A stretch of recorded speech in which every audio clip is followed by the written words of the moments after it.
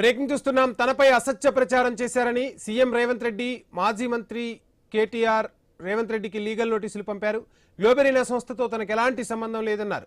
ఎలాంటి ఆధారాలు లేకుండా తనపై తప్పుడు ఆరోపణలు చేశారని అన్నారు. గ్లోబెరీనా సంస్థతో తనకు ఎలాంటి ఆర్థిక లావాదేవీలు కానీ సంబంధాలు కానీ యాజమాన్య హక్కులు కానీ లేవని స్పష్టం చేశారు.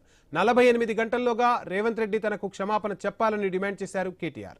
నిర్ణీత గడువులోగా క్షమాపణ చెప్పకపోతే సివిల్ క్రిమినల్ చర్యలతో పాటు పరువు నష్టం దావా వేస్తామని లీగల్ నోటీసుల్లో పేర్కొన్నారు కేటీఆర్.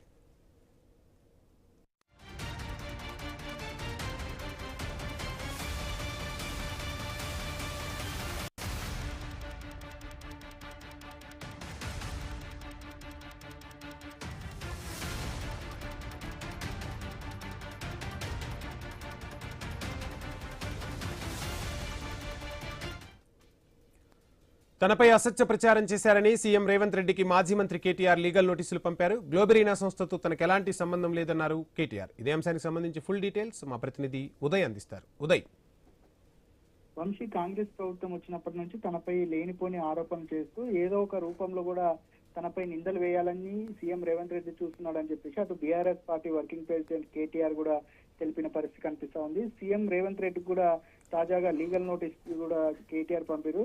గ్లోబెరీనా టెక్నాలజీ అంశంలో చేసిన ఆరోపణలపై 48 గంటల్లో బేషరతుగా బహిరంగ క్షమాపణ చెప్పాలని సీఎం రేవంత్ రెడ్డికి కూడా కేటీఆర్ డిమాండ్ చేసిన పరిస్థితి కనిపిస్తా ఉంది. ఎలాంటి ఆధారాలు లేకుండా తనపై తప్పుడు ఆరోపణలు చేసి మీడియా ద్వారా కూడా ప్రచారం చేశారని కూడా అటు కేటీఆర్ ఆరోపిస్తున్న పరిస్థితి కూడా మనం చూస్తా ఉన్నాం. గ్లోబెరీనా సంస్థతో తనకు ఎలాంటి ఆర్థిక సంబంధాలు లేదా యాజమాన్య హక్కులు లేవని కేటీఆర్ ఇప్పటికే స్పష్టీకరణ ఉన్న నేపథ్యంలో కూడా ఈ సంస్థకు సంబంధించిన తనపై లేనిపోని ఆరోపణలు చేస్తూ తన ప్రతిష్టకు భంగం కలిగేలా కూడా ఆయన మాట్లాడుతున్నారని చెప్పేసి కేటీఆర్ ఇప్పటికే పదే కూడా ప్రశ్నిస్తున్న పరిస్థితుల్లో ప్రస్తుతం మాత్రం అటు సీఎం రేవంత్ రెడ్డి కూడా లీగల్ ద్వారా కూడా నోటీసు పంపినట్లు కూడా మనకు తెలుస్తా ఉంది.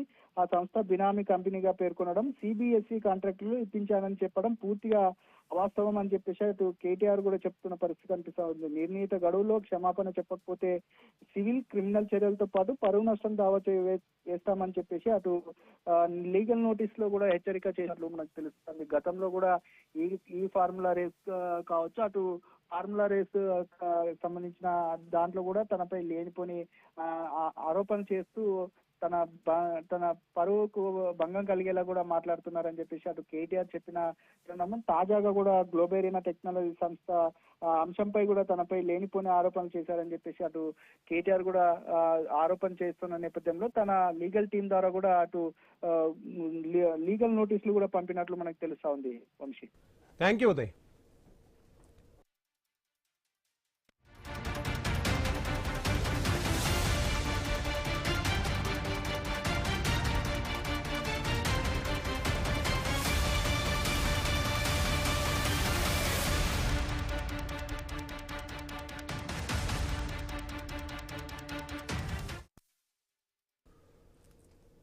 చలో పార్లమెంట్ పేరిట సీజేపీ నడుపుతున్న అల్లర్ల వెనుక విదేశీ శక్తుల కుట్ర ఉందంటూ తీవ్ర ఆరోపణలు గుప్పించారు టీబీజేపీ చీఫ్ రామచంద్రరావు. సీజేఐ చేసిన వ్యాఖ్యలను జీర్ణించుకోలేక ఆయనను అవమానపరిచే లక్ష్యంతోనే కాక్రోజ్ జనతా పార్టీ పేరుతో డ్రామాలు ఆడుతున్నారని దుయ్యబట్టారు.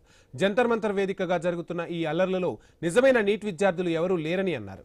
గతంలో ఇండియా కూటమి ఉన్నప్పుడే వ్యవస్థాగతంగా పేపర్ లీకేజీలు జరిగాయని ఆరోపించారు. దేశాన్ని విచ్ఛిన్నం చేసే విచ్ఛిన్న శక్తులు హైదరాబాద్ వేదికగా పనిచేస్తున్నాయని అంటున్న రామచంద్రరావుతో మా ప్రతినిధి Pavan face to face. Telangana BJP రాష్ట్ర అధ్యక్షుడు రామచంద్రరావు గారు మాట్లాడడం. సరే, ఏంటి ఎట్లా చూస్తారు? సీజేపీ విషయంలో విద్యార్థుల ఆందోళన కాస్త పొలిటికల్ టర్న్ తీసుకుంది. గత 2 రోజుల నుంచి ఈ వివాదం నడుస్తుంది. దీనిపై మీ కామెంట్ ఏంటి? అసలు ఇది విద్యార్థుల ఆందోళన కానే కాదు.